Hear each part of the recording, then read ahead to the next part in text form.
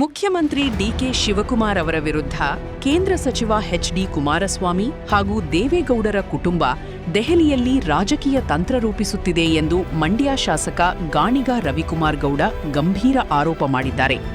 ಮಂಡ್ಯದಲ್ಲಿ ಸುದ್ದಿಗೋಷ್ಠಿಯಲ್ಲಿ ಮಾತನಾಡಿದ ಅವರು, ಡಿಕೆ ಶಿವಕುಮಾರ್ ಅವರು ಪ್ರಬಲ ಒಕ್ಕಲಿಗ ನಾಯಕರಾಗಿ ಬೆಳೆಯುತ್ತಿರುವುದನ್ನು ಸಹಿಸಿಕೊಳ್ಳಲಾಗದೆ ಕೇಂದ್ರ ಸರ್ಕಾರದ ಸಂಸ್ಥೆಗಳಾದ ಸಿಬಿಐ ಮತ್ತು ಇಡಿಯನ್ನು ಬಳಸಿಕೊಂಡು ಅವರನ್ನು ಮತ್ತೆ ಜೈಲಿಗೆ ಕಳುಹಿಸುವ ಪ್ರಯತ್ನ ನಡೆಯುತ್ತಿದೆ ಎಂದು ಆರೋಪಿಸಿದರು.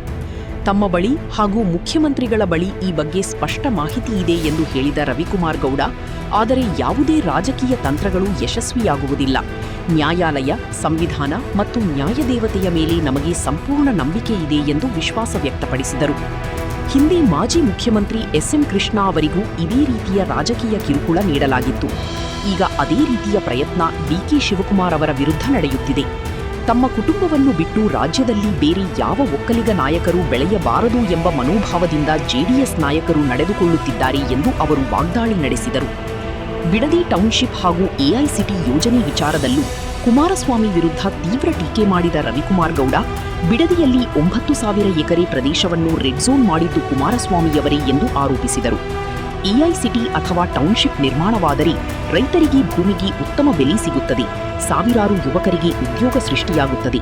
ಆದರೆ ರಾಜಕೀಯ ಕಾರಣಗಳಿಂದ ಯೋಜನೆಯನ್ನು ವಿರೋಧಿಸುತ್ತಿದ್ದಾರೆ ಎಂದು ಹೇಳಿದರು. ಕರುನಾಡು ಟೈಮ್ಸ್ ಚಾನೆಲ್ನಲ್ಲಿ ಸುದ್ದಿ ಮತ್ತು ಜಾಹೀರಾತು ನೀಡಲು ಈ ನಂಬರ್ಗೆ ಕರೆ ಮಾಡಿ.